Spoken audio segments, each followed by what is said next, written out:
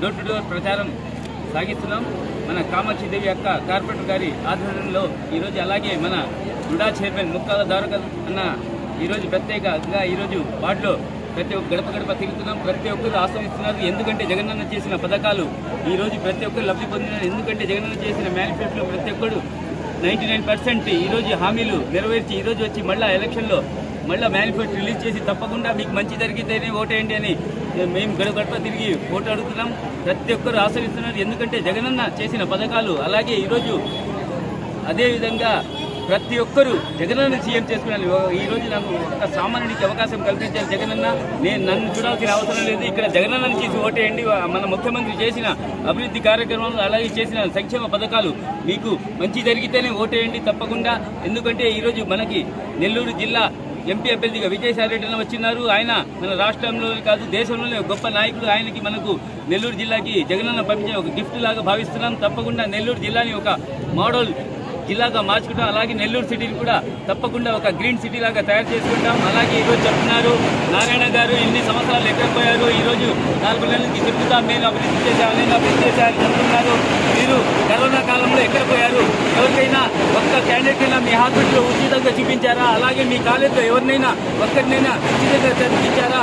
Corona కాలంలో కనబడకుండా ఎన్నో వేల కోట్ల రూపాయలు దండుకొని మీ ఆసుపత్రిలో ఈరోజు మళ్ళీ వచ్చి మీరు నేను మీ మంచి చేస్తా, నేను అభివృద్ధి ప్రదాత అని చెప్పుకుంటూ పోతున్నారు. మీరు ఏం చేశారు అభివృద్ధి ప్రదాత? మీరు ఏం చేశారు ప్రతి ఒక్కరికి తెలుసు. ఇక్కడ జనాలు ఉన్నారు, మీడియా మిత్రులు అందరూ ప్రతి ఒక్కరికి తెలుసు. నెల్లూరు సిటీలో అభివృద్ధి జరిగిందంటే వైఎస్ఆర్ కాంగ్రెస్ పార్టీ హయాంలో జరిగింది, అనిల్ అన్న హయాంలో జరిగింది. 1200 కోట్ల రూపాయలతో ఈరోజు నెల్లూరు సిటీని అభివృద్ధి చేసుకున్నాం. తప్పకుండా ఏ మిగిలిన తప్పకుండా ఇంకా మంచి నెల్లూరు సిటీని గ్రీన్ సిటీ లాగా తయారు చేసుకుంటాం. అలాగే ఈరోజు నారాయణ చెప్పిన మాటలు వినకండి. ఎందుకంటే ఆయన నోరు తెరిస్తే అబద్ధం చెప్తారు. ఏదైనా నేనే కట్టేశాను, నేనే పూర్తి చేశానని చెప్తారు.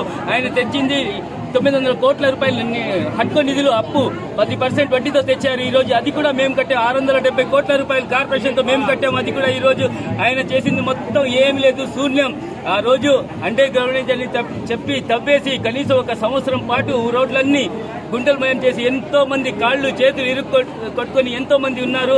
ప్రతి ఒక్కరు దీనికి సాక్ష్యం మీడియా మిత్రులు ఉన్నారు. ఈ రోజు ఆయన చెప్పింది మొత్తం అబద్ధం. ఆయన చేసింది ఏ లేదు, చేసేది ఏ లేదు. మళ్ళా ఆయన 2 నెలల తర్వాత ఎక్కడ ఉంటారు, ఎవరు ఎక్కడ ఉంటారు ఎవరికి తెలీదు. మీరందరూ ఒక్క అవకాశం ఇవ్వండి. నేను ఒక సామాన్యుని, మీకు ఎప్పుడు అందుబాటులో ఉంటా. జగనన్న చూసి ఓటేయండి. మీకు మంచి జరిగితేనే ఓటేయండి. ఒక్క అవకాశం, మీకు ఎప్పుడు కాల్ చేసినా నేను అందుబాటులో ఉంటా.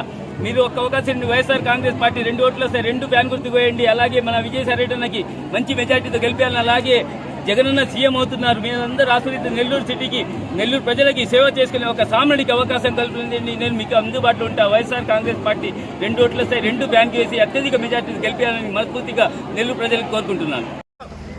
8వ డివిజన్ కార్పొరేటర్ మన కామాక్షి దేవి గారు ఆధ్వర్యంలో ఖలీల్ బాయ్ ఈరోజు డోర్ టు డోర్ మరి అదేవిధంగా ప్రచారాన్ని కూడా నిర్వహించడం జరుగుతూ ఉంది. దానికి సంబంధించి ఈరోజు ఏదైతే జగన్మోహన్ రెడ్డి గారు ప్రజా సంకల్ప యాత్రలో ఏదైతే ఈ రాష్ట్రం అంతా కూడా పాదయాత్ర చేసి తన స్వయంగా ఒక మేనిఫెస్టోని రెడీ చేసుకొని 2019లో అధికారం వచ్చిన తర్వాత ఏదైతే ఆ మేనిఫెస్టోకి సంబంధించి 99% పూర్తి చేసి నేను మీకు మేలు చేసుంటే నాకు ఓటేయండి అన్నటువంటి ఈ రాష్ట్రమే కాదు, ఈ భారతదేశంలో ఏకైక మగాడు ఎవరైనా ఉన్నారు అంటే ఈ రాష్ట్ర ముఖ్యమంత్రి జగన్మోహన్ రెడ్డి గారు.